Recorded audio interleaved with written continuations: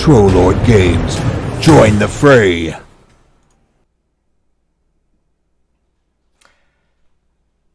Hello, I assume that we're streaming. Alright, yeah, I think we are. I'm not sure what this red dot is, though. That's got me a little bit, a little baffled. I'm not sure what that is there on the edge of my frame, but there you have it. Alright, I think we're good. It's telling me we're unstable, but it's always telling me we're unstable, so I suppose we're golden. Tim, I assume that we are out there. It looks like we are. And we got sound and all of that goobly-goop. This is GM's Tricks of the Trade number 83. It is April 15th. How's it going, Commander? Hope things are well across the pond, as they say. What's going on? What the hell? My chair broke again. Another chunk of metal fell out of it. I'm not sure what I'm going to do about that. Eventually I'm going to buy a new one, but I just don't know when. Well, that's good. It's good to be ambling along at a measured pace without too much going awry, especially in today's. You know, everyone always says that, and especially today's world. It's all the time. Whenever you lived in the course of human history, something's been going on to aggravate somebody somewhere. So there you go. That's just the long and the short of it. Just rolled up a rune mark characters. Looking forward to your new runes. Very cool. Those are in editing.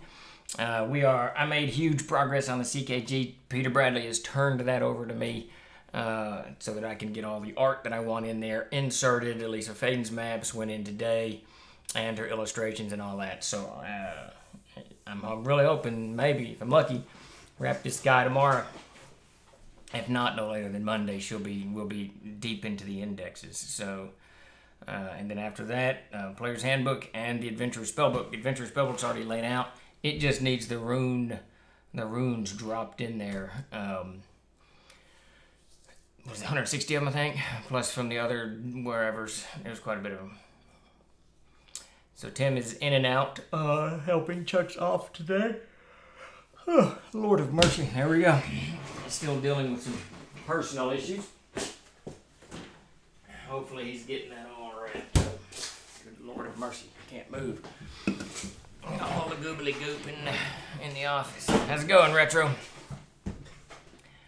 I'm already yawning, so I'm going to have to.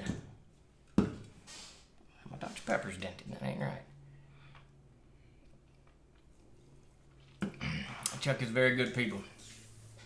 He's taking care of some other issues, and we're going to get him an upgraded computer and add that to Davis's upgraded computer to get everybody in the company up kind of on some kind of measured keel. Bradley and Tim and myself all have fast running systems. Davis's was 12 years old and not doing well. It was not handling graphics or the internet well, so we tossed it in the dumpster and got him a new one. Finally coming into the 21st century, slowly but surely. How's it going, M5? How's it going, Tanleal?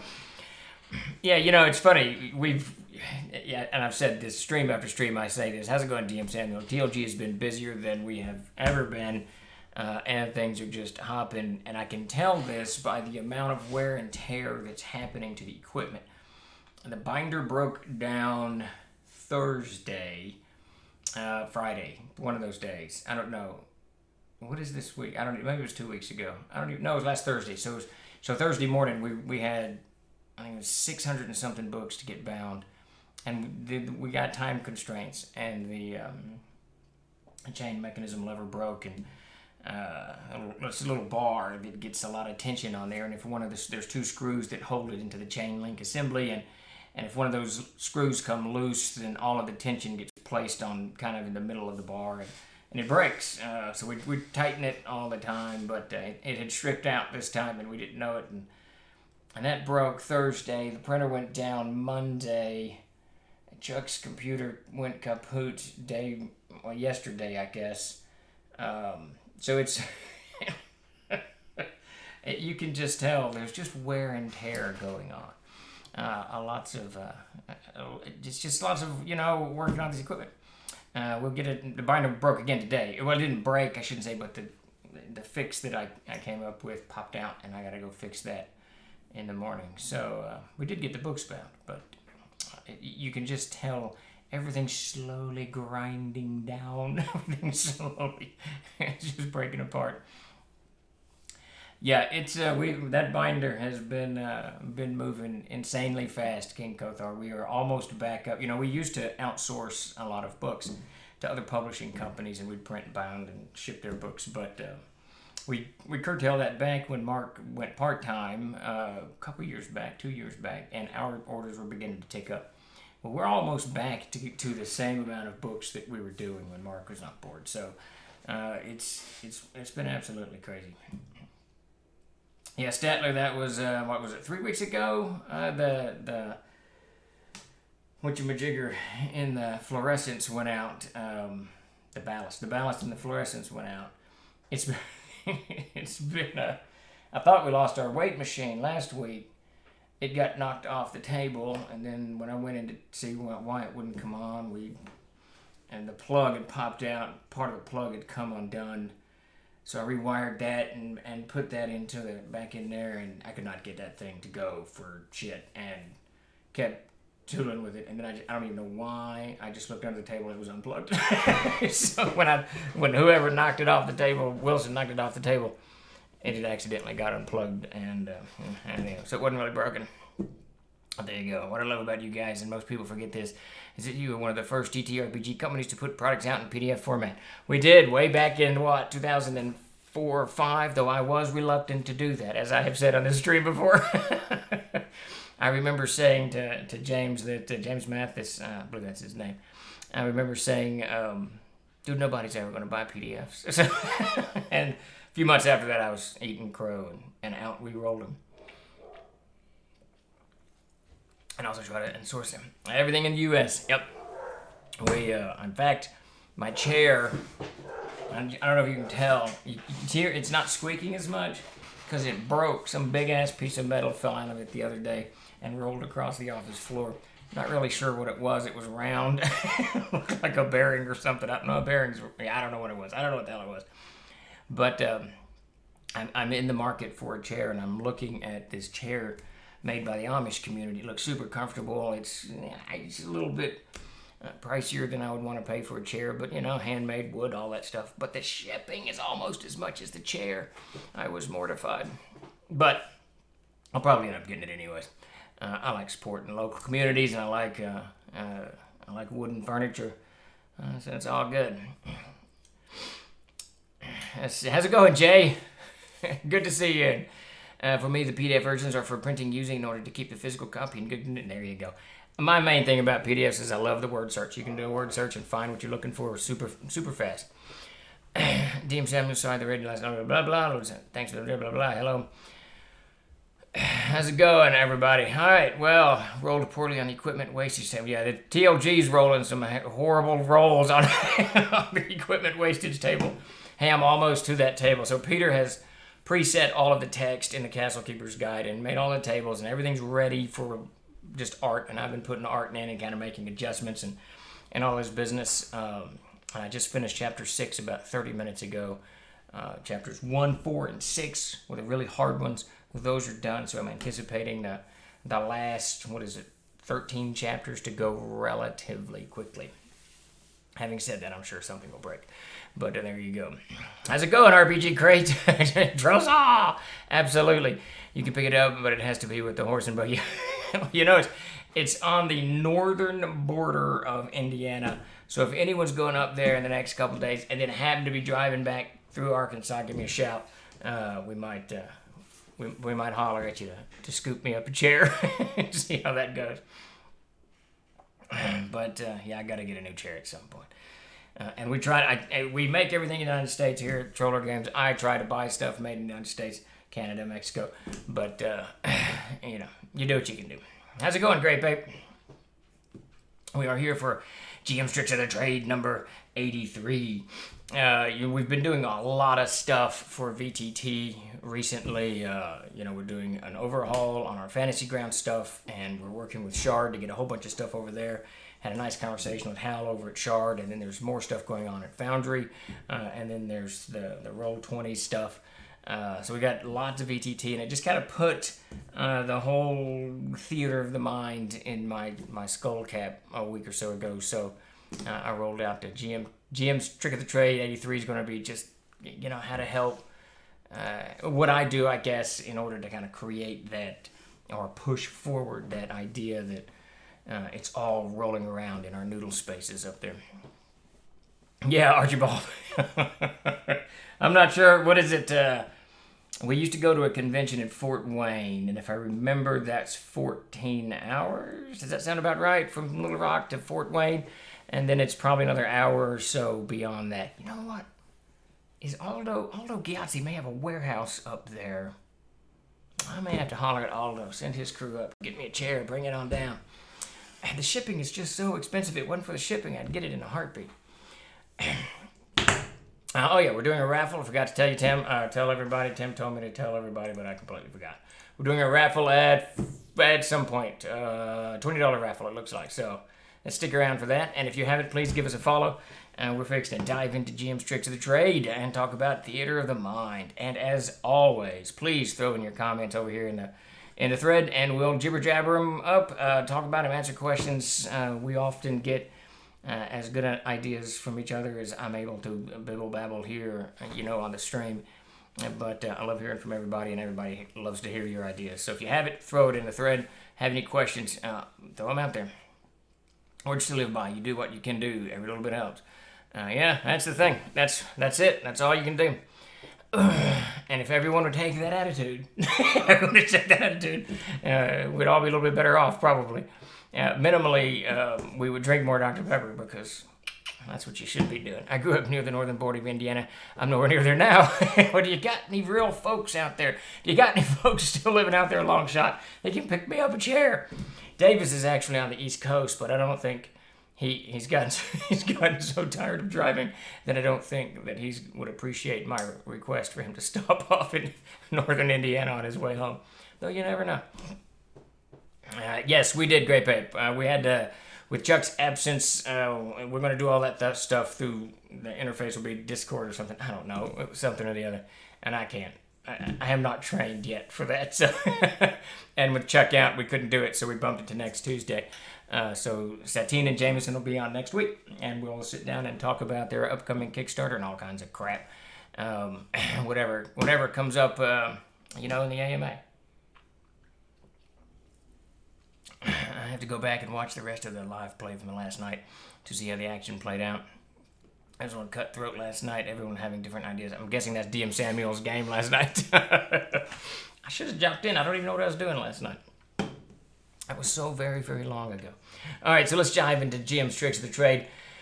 And essentially, as we're moving into, and I'm not gonna phrase it like that. That's an idiotic way to phrase it. As VTT is becoming more part of the gaming experience, I don't think VTT is any way, shape, or form going to replace the table. I think that it's just going to give us, those of us who game a lot, going to give us another avenue to game. And it's going to give those people who are in remote areas or, in the field or whatever, the ability to game. So I think VTT is here to stay, definitely, and it's a new and interesting way. It's not really that new, but it's an interesting way of bringing these RPGs to the table. Now, all of that said, I think VTT is very cool. Used it a little bit myself. But I don't think that it's necessary, if you're using any of the virtual tabletops, I don't think it's necessary to lose the whole theater of the mind approach that RPGs have. This genre of game is extraordinarily unique when compared to the other games. It's really the only type of gaming, except perhaps Pictionary or something like that, where it is so much based on the imagery that you can conjure and convey and what people see and interpret. So, and when you take that away, when you go too technical, you start edging into video games, or you start edging into board games, both of which, I love board games and I love video games, both of which are insanely cool ways of gaming, but they're very different than RPGs. The RPGs really offers a unique experience that allows us to just plunder our imagination, to unlock that key, is the old saying, and just go. So I think as those of us who use VTT or use it, off and on or whatever it is, or engage in it in any way, shape, or form, I think we need to hold on to the whole theater of the mind approach, and that's sort of what we're talking about today. What I tried to keep in mind when I was writing this particular column was so that you can still be doing both at the table and VTT whatever, and do what's happening and do what I'm talking about here. How's it going, Happy? Why is it always Pictionary with you? I have no idea. I think When Harry Met Sally is one of my favorite movies, and I'm pretty sure they played Pictionary in that at one point, and it causes what's his name, Harry's tremendous meltdown because of the argument that ensues. I think it's Pictionary. I'm pretty sure it was Pictionary.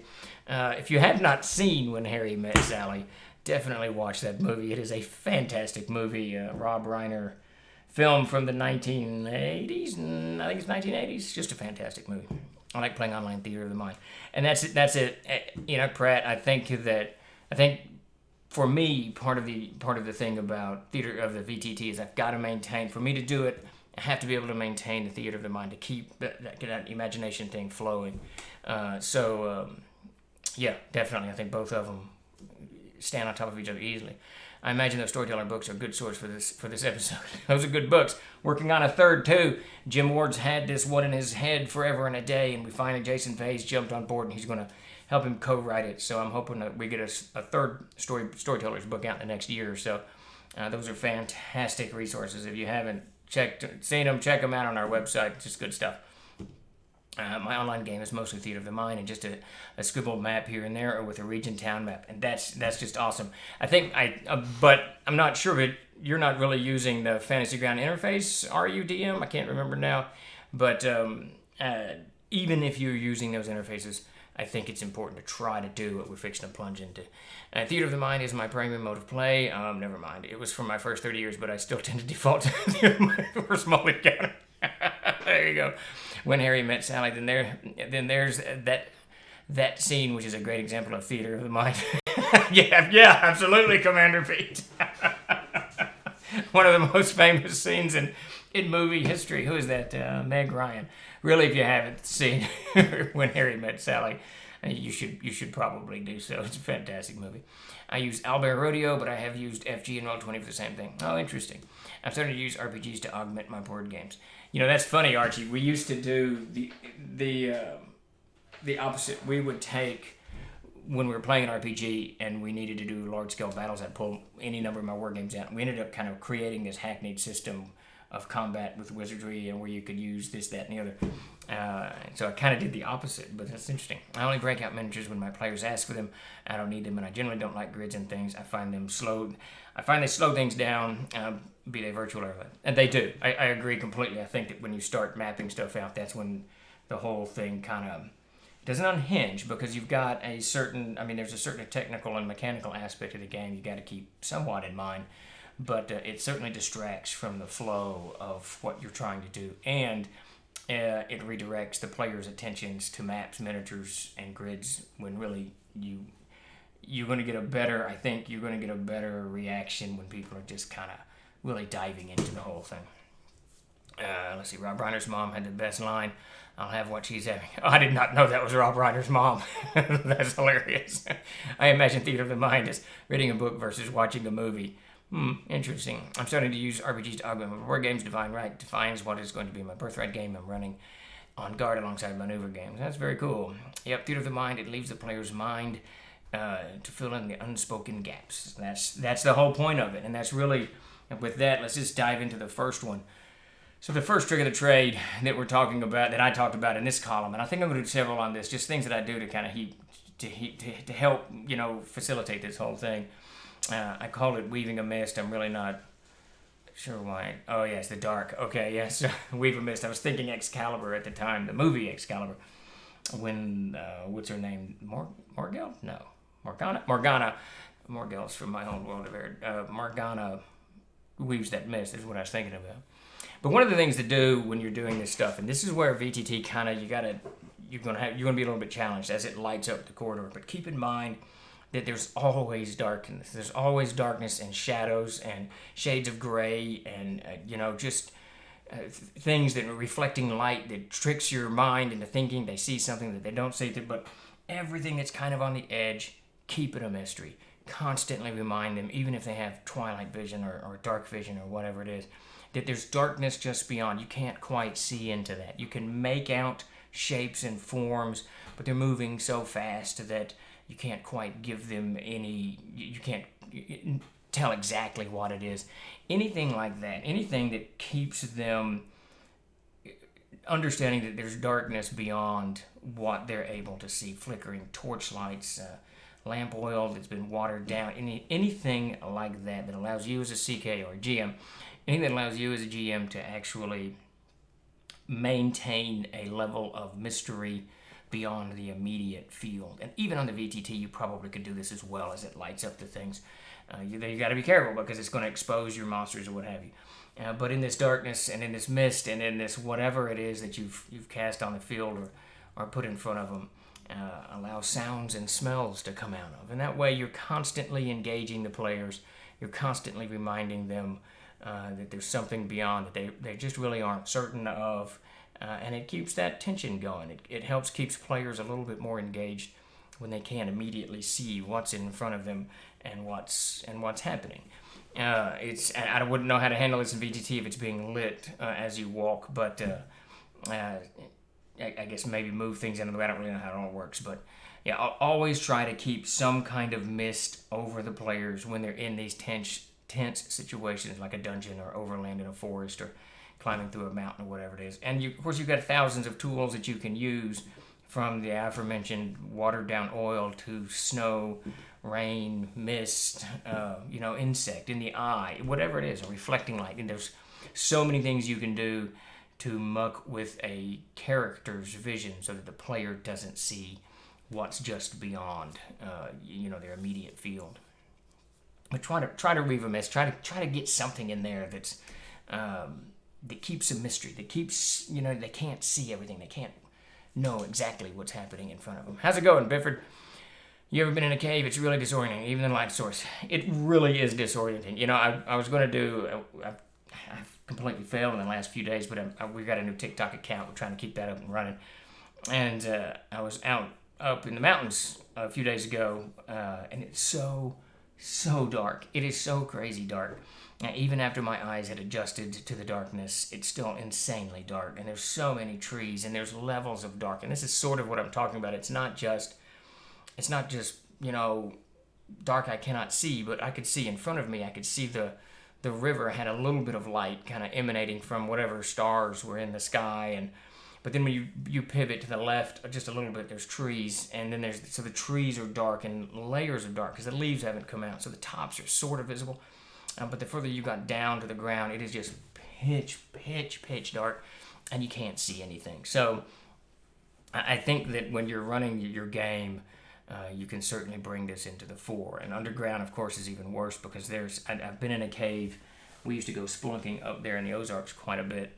And I remember Mark, Sandy, and I were deep down in a cave, and my flashlight went out, and we didn't have any backup batteries for mine. And so we had to immediately pivot because we were on one flashlight. And just as an experiment, Mark turned his off to see how quickly we would get disoriented. And we got so disoriented so fast, it was mind-numbing. Now, I know a dwarf has twilight or dark vision or whatever it is. But thanks, Geek Puppet, for the subscription. Very much appreciate it. But, it is insanely dark. And I don't think people realize it. And again, there's levels of it. It's almost like being in a pool. It's pretty cool. Theater of the Mind is great, even if you use maps and minis. Makes everyone think outside the box, and is also great for when your players want to do something unexpected that you don't have a map for, which seems like all the time. Yeah, that is definitely. We're going to get into that in Trigger the Trade number 5, but Sunder, you are spot on with that.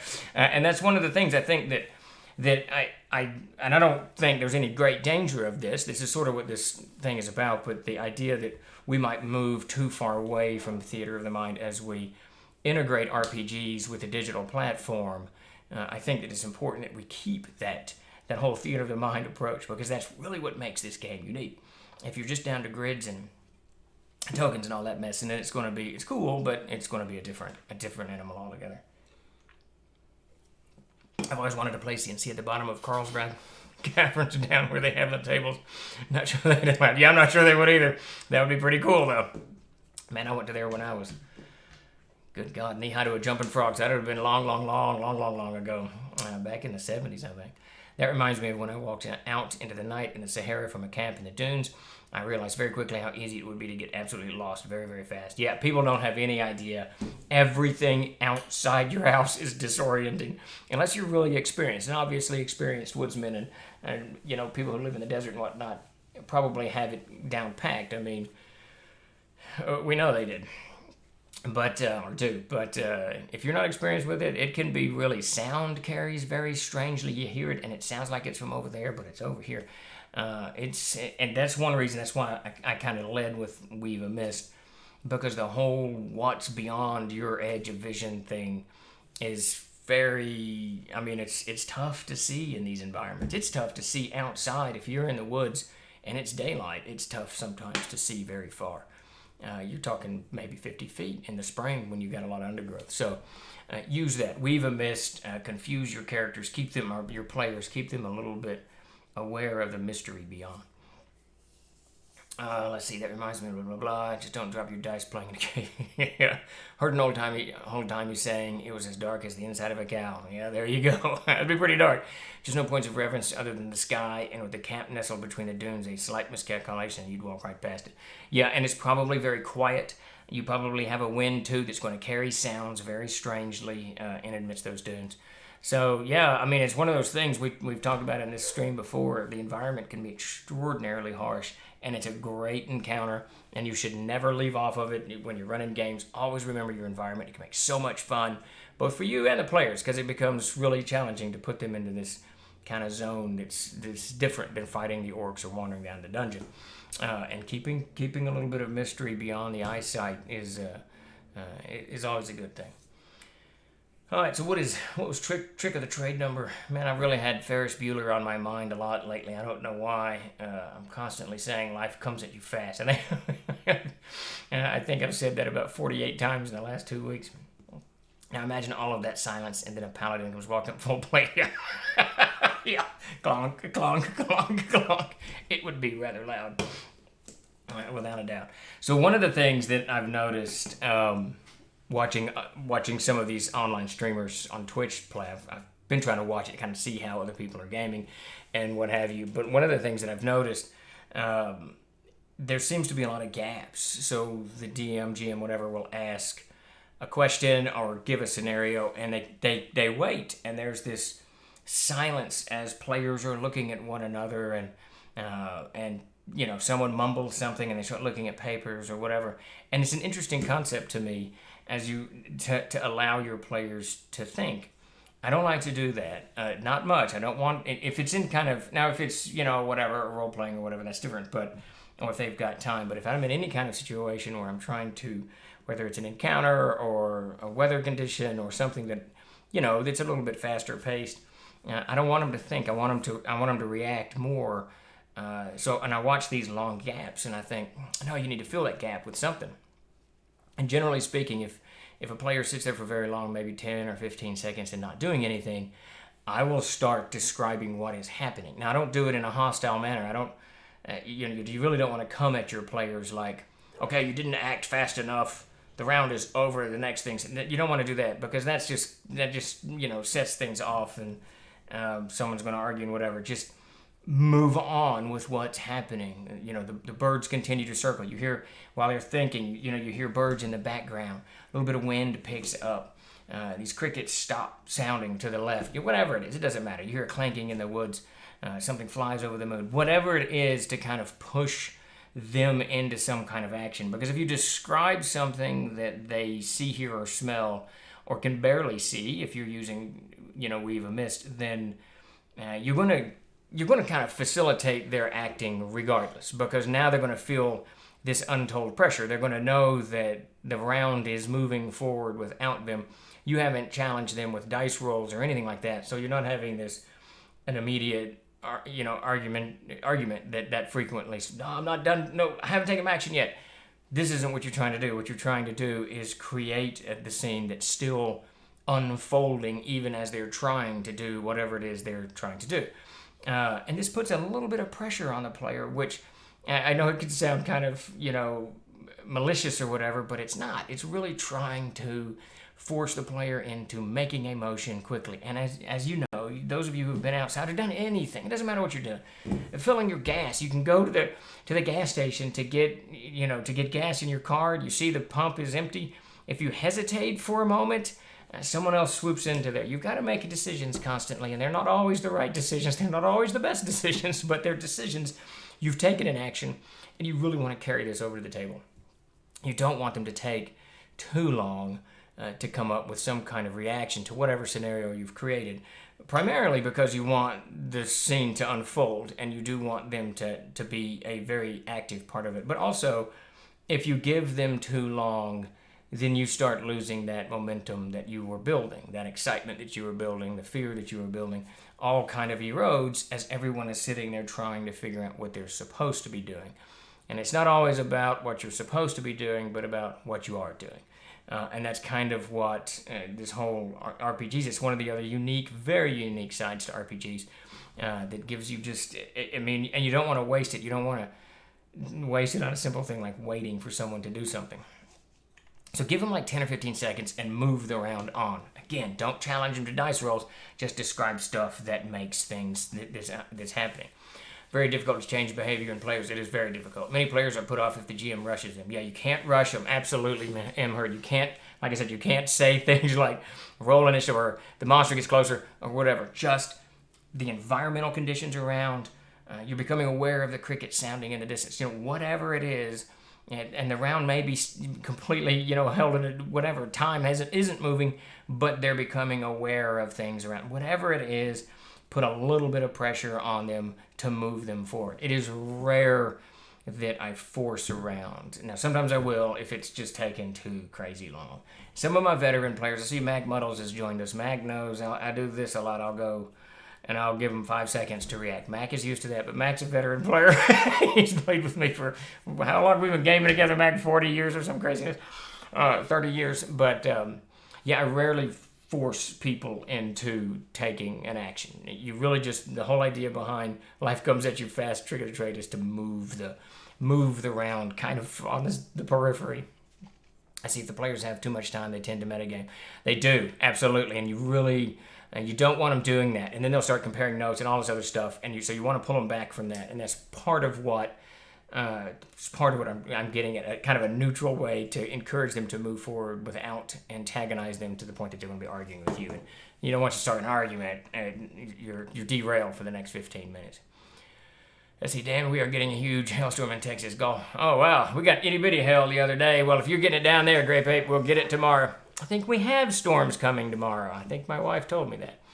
Players should have that sensation of pressure and impending doom. Yeah, that's a great way of putting it, long shot. They should. That should be lingering there. And it doesn't mean you got to come down on them with it like a bag of hammers, but that should be there so that they take some type of action. And even if the action is a neutral one, that's fine. They're living in the moment and they're reacting to it, and that's really what you want it to do. No man left behind, Grape. Let's see. Get under the desk. That's be some big ass hell. Yes, keep up the pressure, maintain the tension. You don't have to come at them like a spider monkey hopped up on a mountain. What is that? What's that movie? That's one of my favorite movies. Oh, it's got Will Ferrell when he thinks he's paralyzed and he stabs himself in the leg, and everyone's saying, "Don't do it, don't do it." And he puts the cougar in the car, and that's got one of my favorite lines when he's talking to his dad. He says, "If you're not first, you're last." And his dad's like, "What? What are you talking about? If you're not first, you're last. You're second, you're third." It's just, if you haven't, I don't know what the movie's called, but if you need, someone will post the title of it. It's a great movie. One thing to watch out for in Theater of the Minds, teleporting characters, people who want to be where the action is. Oh yeah, there's a lot of that. And you got aggressive players that they want to be into that whole mess. Which isn't bad, but you do have to watch out for it. Talladega Nights, there it is. Cannonball got it. It's a fantastic movie if you haven't seen it. Hitchcock knew how to maintain tension and pace. Studying his films can really help. That's a great idea because he does. It's been a while since I've watched a Hitchcock movie, but what is the one? Rear Window is probably my favorite. That's the Jimmy Stewart one, right? With his broken leg. Is that Rear Window? Something window. And that's sort of what you're doing. The Ballad of Ricky Bobby. That's sort of what you're doing. Is you're just trying to create that tension without forcing it. Because unlike a movie or unlike a video game or anything else, you can't pause it. I mean, they're going to react to this in some kind of capacity at some point. So you get. I mean, you don't want to force anything too quickly, but you do want to keep it going. So just describe the round unfolding, describe the world unfolding around them to push it on to its next whatever step. I see. Thought you left. Blah blah blah blah. Steve sounded like Max Headroom for a sec, but it's all good. I'm gonna assume that's the hell that was doing that. Rear Window, yeah.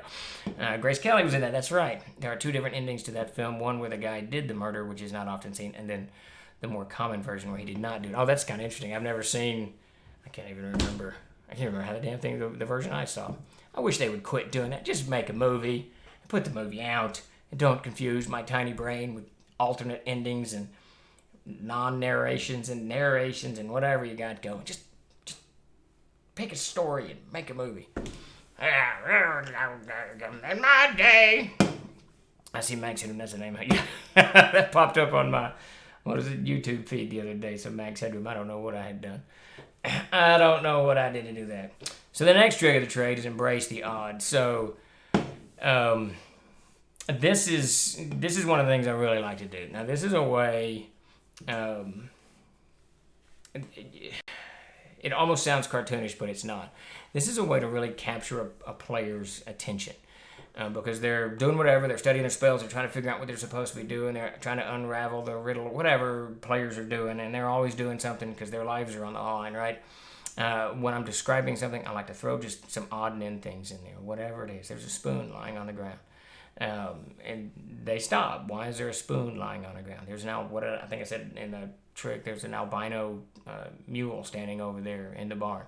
Whatever it is, when you're describing stuff, when they're encountering things, just throw a little bit of oddity in there. You see every time you leave your house, you see something that's kind of odd. And it might not be odd to that individual who's doing it or to that whatever, the tree you see, whatever. But there's just odd things. I was driving down the road the other day and there's just a sign laying over on the side. It wasn't dented. It didn't look like it was broken. It wasn't torn out of the car. It's just laying there in the middle of the little medium. And like, what? How did that get there? Did someone knock it over? Did someone just come up and lay it down? It's just odd. And it's stuff like that that serves to really capture a player's attention, minimally just for a few minutes, but it brings them back to the table in a nice way. You're just describing there's really nothing going on here, and it frequently will, don't fool yourself, it will sometimes derail what you're doing. Because they're going to investigate. Why is the spoon laying on the ground? Why did the GM say there's a spoon laying on the ground? So it breaks the concentration, but it also puts something that's very real and very unreal, surreal, I guess, all at the same time. So, and movie and TV shows do this all the time. The character will look out the window and driving car and see something that's odd. What is it? Breaking Bad's opening scene is the pants flying through the air. Is that right? Something like that. Anything that's just odd, that's out of the ordinary, that's out of place, that draws their attention and makes them kind of refocus. It's like Robin Hood, Val Kilmer. There's the popular, often shown version without much witch footage, and then there's the version with 8 minutes more witch footage. I don't know how to say witch. I don't know so why I'm saying that. Which throws the story arc on its head a bit. I have never seen that. I think I only watch the theatrical releases, and then I'm done. I don't ever go back. It's rare. I think I watched one other Blade Runner and one other Legend. I didn't like either one of them. I liked what I saw in the movies, so I just try to stick with that. Of course, now I can't find which one's which. I don't know what the hell. I don't even know what I'm looking for anymore. Odd things become adventures. They can, Statler. That is 100% right. And that's because you will, like I said, you will frequently derail your game, for an hour or two as they try to figure out why the spoon is laying here and why you described it. But that's okay too, because that's what theater of the mind is. That's kind of the strength of an RPG. If you're playing GTA and you see something lying on the ground, you can't do anything with it. You can kick it maybe or move it if your character gets close to it, but it's just something on the ground. An RPG is completely and utterly different. You can engage with it at any point, and now you as the GM is going to have to... I got a woodchuck just come up in the backyard. That's great. There you go. Talk about something odd. I have a woodchuck just wandered into the yard. He's eating some wild strawberries, is my guess. No, wait, they don't eat strawberries. He's eating leaves. He just ran off. But, see, now if I ran out the door, then pursuing that woodchuck would become the adventure. Because a spoon hurts more. There is no spoon. Oh, yeah, that's right. Neo. I forgot all about that. But, yeah, embrace the odd. Just go with it and create a little bit of this stuff. Toss it out there to engage your players a little bit. It just creates... there's just so much that can come of it. Now, frequently, nothing will come of it, and that's fine. But... it just gives a little bit of flavor, gives a little bit more, propels the whole thing, makes it a little bit more real, or unreal, as you will. How much wood can a woodchuck chuck? I've never seen a woodchuck wood, I gotta tell you. They come up, frequently, but I've never seen one messing. They just eat leaves. Somewhere I read that woodchucks can't drink or don't drink, that they get all of their nourishments from leaves. I find that hard to believe. I can't. What do they do in the winter? There's no leaves out there. I will tell you this, if I throw a watermelon out there, they'll come up and eat the living crap out of that watermelon. The spoon replaced the fork in the road. That's great. Hey, wait, isn't there a moon? The cow jumped over the moon. Someone ran off with a fork. What is that nursery rhyme? But I like that. The spoon replaced the fork in the road. See, and that's how you can end. So when you're running your game... So Statler wins the internet today. When you're running your game, describe this spoon in the ground, and when they ask what it is, just say the spoon replaced the fork in the road. And now they got a riddle. Your whole game's ruined. So just roll with it. How much would you ask Chuck? Yeah, there you go. Hey, diddle diddle, the cat and the fiddle, the cow jumped over the moon. Oh man, I almost had it. It's almost there. I was actually not long ago. I was writing nursery rhymes for the world of aired, so I've kind of been into nursery rhymes lately. Hey, diddle diddle, the cat and the fiddle, the cow jumped over the moon. Something about a cat and a dance. Fiddle, the little dog laughed to see such sport. And where's the fiddle? There's a fiddle. This isn't nursery rhyme. Redo this is Jim's Tricks of the Trade. And the dish ran away with the spoon. There you go. I can't believe I actually memorized most of that. That's funny. The fork ran out of the spoon. That is hilarious. It's been a long time since I've read nursery rhymes. Hey, diddle diddle, the cat and the fiddle, the cow jumped over the moon. The little dog laughed. That's to see such fun, and the dish ran away with the spoon. It's great stuff. I love nursery rhymes. Absolutely love them. I don't know why, I just absolutely do. I actually created quite a few for aired, and I brought them into the game. I was running a horror my first time I ran kind of a horror-based game. And while the players were playing, while they were role-playing and trying to do stuff, there was a little child that was in the room. And the child kept, and I did this in this kind of small voice, the child kept saying over and over again, doing this riddle over and over, until Chris was furious with it. I enjoy Andrew. Let's not do Andrew Dice Clay's version. Let's not do his version of anything. We'll probably get banned from Twitch. So I remember Clay very well. All right, so trick of the trade number 4, don't read it, tell it. So this is actually I don't know of any GMs really that read much. Some do. I will occasionally, you got your to be read text in the adventure that you bought, or you've pre-written something. I try to shy away from that. Unless you're really good at voice acting and can put good inflection on the reading and all of that stuff, move away from that. Get the image in your head and spill it out. Even if your language is kind of hackneyed and broken and doesn't make a lot of, doesn't sound like Tolkien painting a picture, or Robert E. Howard, or Fritz Lieber, or Jordan, or who's a modern fantasy writer? Good God, I'm dating myself. Who's the guy who wrote Game of Thrones? George R. R. Martin, whoever it is. Even if it doesn't sound like those guys and gals and whoever, don't. Just go with it. It's okay. Your players aren't going to really care. They're listening to you. They're trying to conjure the image in their head, and the stuff that you're spilling out is probably going to be better than just reading it by rote, because you're going to settle into that kind of, no inflection, no whatever, no excitement. And that's sort of what, it's not sort of, but that's really what trick of the trade number 4 is. Don't read it tell it, but the bigger picture is be a little bit excited about it. If you're interested in what you're describing, that's going to come across on your players. That energy is going to come across to your players, and it's going to energize them.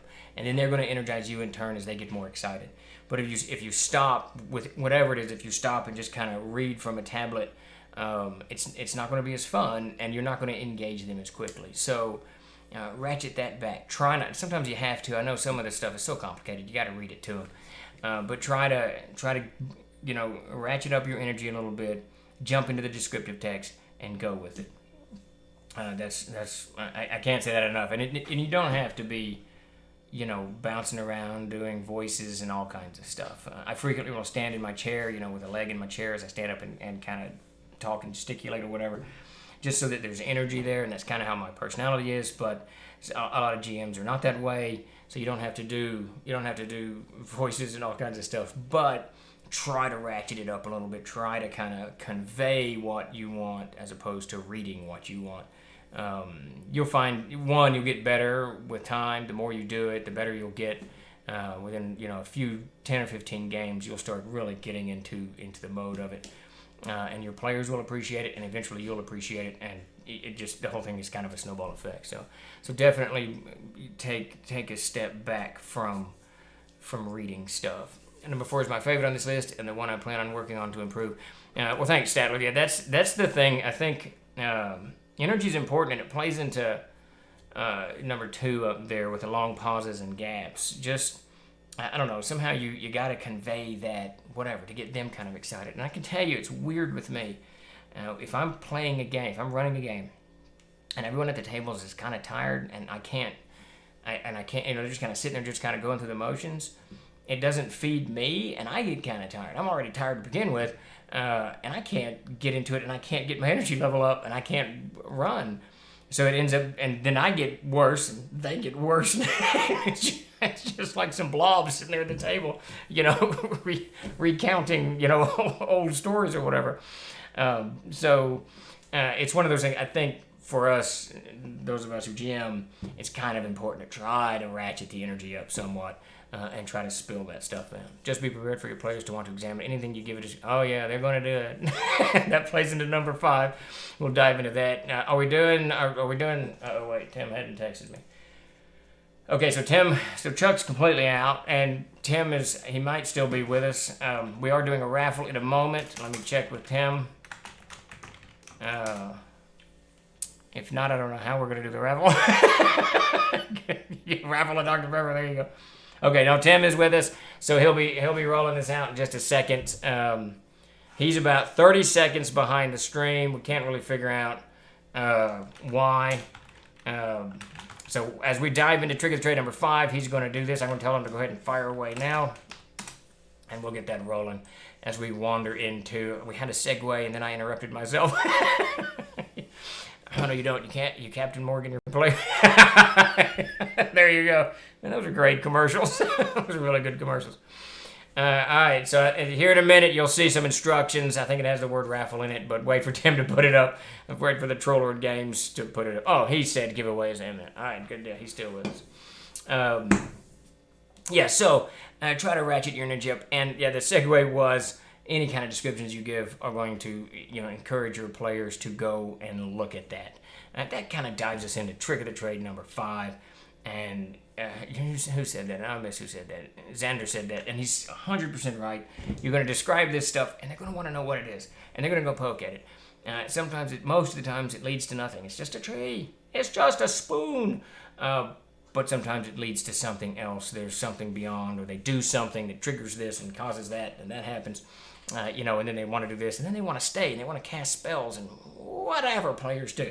And it's a lot. Players do, which is cool. That's the coolest thing about the game is the amount of stuff that players do and throw at the GM. I think it's fantastic. So just go with it, and that's Trick of the Trade number 5. Just go with it. If the game's momentum shifts, if you wanted them to go down the left path, and that spoon triggers them to go down the right path, then go with it. Just roll with the momentum. You can get them back on the left path later, or whatever you were going to do. Gimme. I'm not sure that's going to do it, Master. So the raffle is a go, I assume. So Everybody put in exclamation mark raffle. And if you're new to the stream, please give us a follow. We sure appreciate it. We're always trying to build our stream here, and I'm on every Tuesday at 4 and every Thursday at 4. DM Samuel's running a game on Wednesdays, and we got haunted painting miniatures and all kinds of stuff. Chuck runs a game when his computer's running, which he's got a new one en route, so hopefully it'll be good. There you go. So, all right, good deal. So it's going to take a minute. Everything's behind on. Tim's up in the mountains, and his internet's not fantastic. So, well, there you go. I need to get him back to Maine at one point. But yeah, so just go with the flow. Don't try to don't worry about wrecking the adventure that you're on with what's, because they've shifted and gone off to the left or the right or whatever it is. Just go with it. Guide them back to wherever you want to go. But I have lots of stream. I can see chat, but the video is just a little loading icon spinning. My internet seems fine. That could be mine. I've been dropping. Let me tell you, I did not burn anything down, but I did about 4 hours of work on the CKG late last night. I came in and just worked on it. And I was saving it to Peter Bradley and I's Dropbox. And my internet was apparently down, and it didn't save. And I closed it and went on about my business. And when I got into it this morning, all that, about 3.5, maybe 4 hours of work was wiped out. It was unamusing. So it could be me, dude. It could be me that's constantly shutting down. I'd be like up to the mouse. Yeah, Tim's kind of, I think, with the difficulties that he's had adjusting to living out there, but he's been there a while now. What can you do? Usually it says you've been injured when I do raffle, not this time. Too soon? Yeah, I don't know, man. Mastrick, let me ask Tim. I think he said it's working. He's just behind, so give it a few minutes. We'll get it working. It's not just supposed to keep doing raffle, and after about 4 minutes from now, we'll pick. Okay, all right. So we're good. Yeah, Tim just posted there. Yeah, so we'll wrap up, and I'll get to your question, Canadian. Yeah, so just go with it. Go with the flow as it goes, and don't fight it too much. Obviously, sometimes you have to. Sometimes you have to make sure the play is going in some kind of direction, and you may have to kind of shift and whatever. But when things kind of go off kilter, roll with it a little bit. Go with it. Let their actions be a part of that theater of the mind and have a real impact on the game. And I think everyone will have a lot more fun when you're doing that. Bifford, it is a $20 something gift certificate, I think. Yeah, I believe so. Hold on, he told me. What are we doing? Tim and I talk all day, so I can never keep up.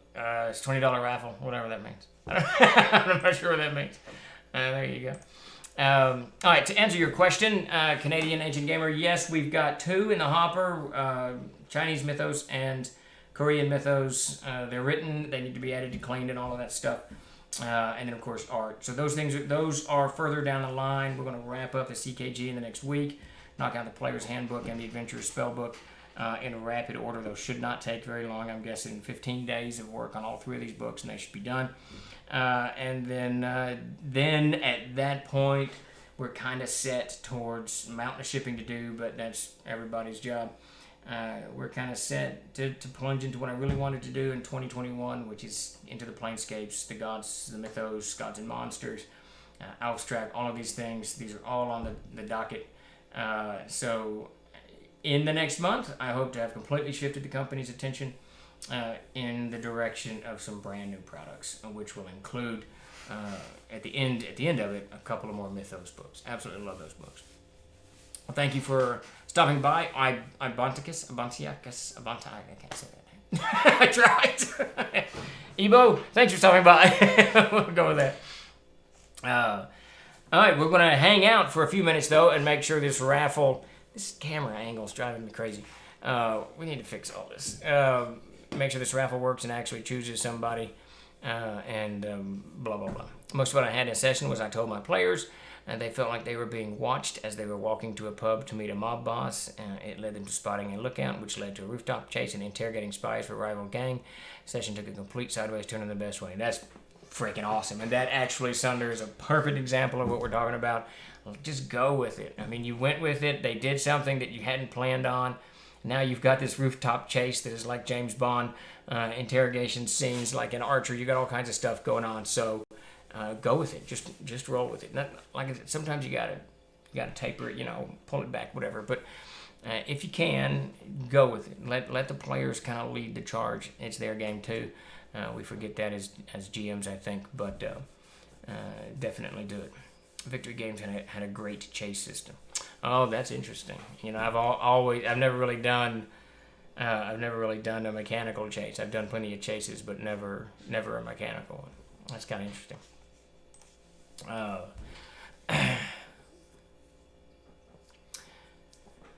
Oh yeah. So real quick, I see a good DM uses their NPCs and/or random objects with improv to help direct the players, but ultimately it's up to the players to choose where they go, and it makes for the best RP. That's spot on, Time Lord's wife. That's spot on. I mean, that's the thing. It's their game too, and I think one of the things we get caught up as GMs all the time, we have this idea that, well, I created all of this and this is my game. No. This is, and I don't want to whatever get weird with it, but it is kind of a collective game. I mean, as a GM, I really want people to have strange responses. I want them to go see what that spoon laying in the ground, the road is. One, I frequently don't have a whole lot planned. I've got ideas that I want to do, and when they do this, I want to do this. So when they go off to the right, I can take that time to plan. So when I haven't already mapped out, it gives me a little bit of breathing space. So yeah, that's absolutely right. Time Lord's wife. Someone won. It looks like it's a shared hallucination. Who won? I don't know what's going on. Somebody won. Evo, you won. There you go. I can't say your name, but congratulations on that. And Tim's texting me about something. There you go. All right, Evo has won the $20. I guess that's a coupon. I don't know what's going on. Tim will hook you up. Tim will take care of it one way or the other. So we'll be back Tuesday. Satine Phoenix and her husband Jameson Stone will be on. We'll be discussing their upcoming Kickstarter, the Bard City of Bards. I messed that up. Can't remember what it's called. I can't remember what half of my titles are called either, so don't put anything into that. And then I'll be back again next Thursday for another Jim's Tricks of the Trade. I believe that sounds right. Yes, crazy days are coming because school's coming to the end. It's gonna get bumpy for a little bit, but we should be here every Tuesday. I'll be here every Tuesday and Thursday, and Daniel Fisher will have Haunted Holler painting on 7 p.m. tonight, actually. So in a couple hours, and so wander in and see some badass miniature painting. And then DM Samuel's running his game too, but that's on Wednesdays. So check us out. If you haven't, please give us a follow. And definitely join us. We these talks here in this chat room are great.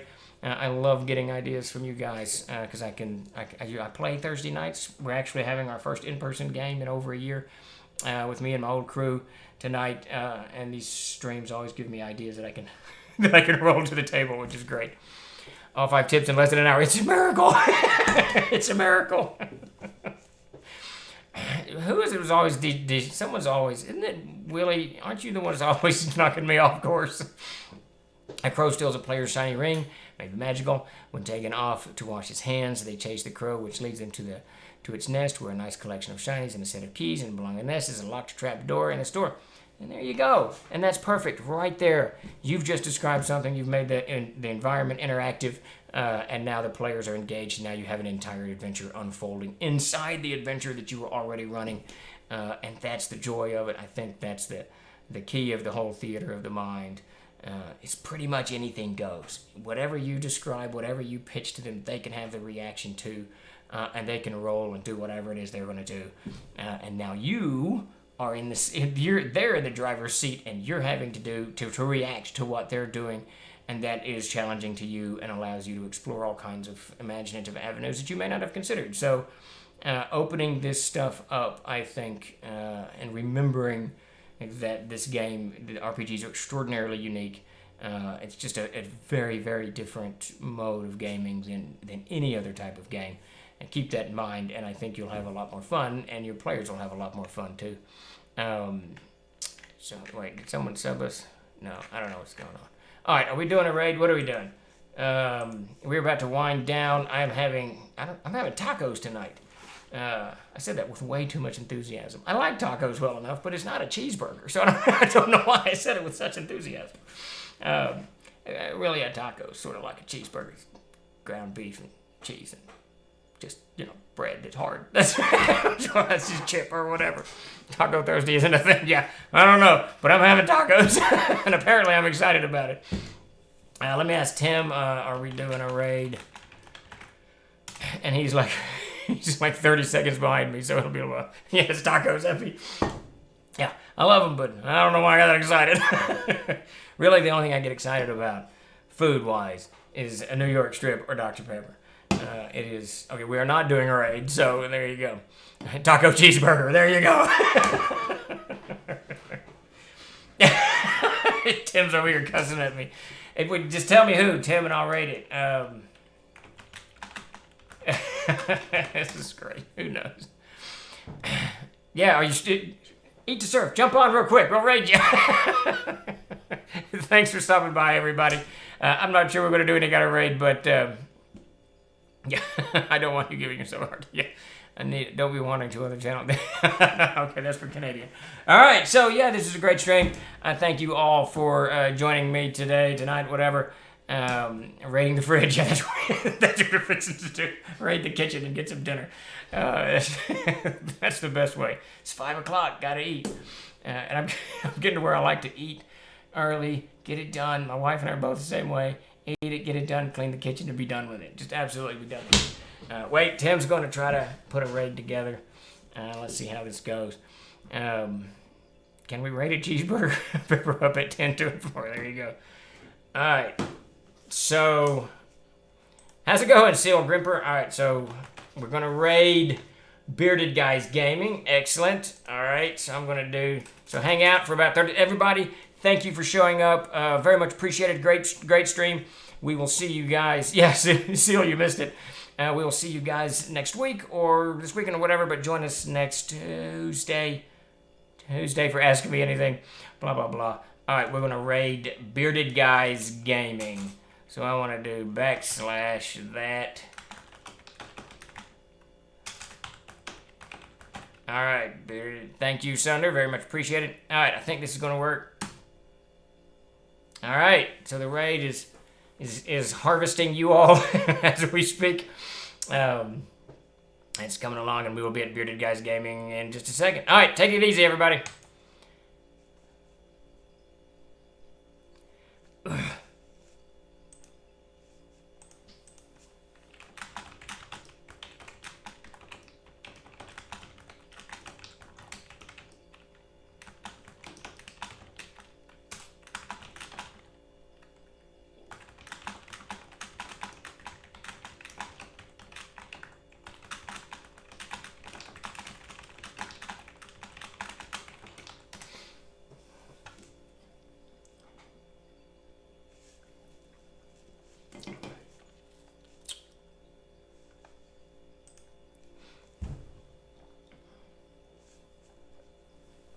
He crashed in one and his head popped in the other. Oh, that sucks. Also, today we set something off to the casino, and he said it's 51 player, 49 house. But when it's open, there are so many people playing that affects how often you win. Oh, that's interesting, Lieutenant Mac. Okay. So the more people Winning. coming in. Hey, thank you guys for coming over from Troll's channel, man. Canadian, McMuddles, Greek Puppet, Maestridge, Ultra Magnus. Thank you guys for coming in. Appreciate that. Won the second race last night. She watched the video. It was great. Yeah, I would just like to be in that. I love sport bikes too. I mean, I love all motorcycles. But it would be cool to be on that scene. I need to talk Jason to get this one. Ready? Yeah, this is what we gotta get Jason to get.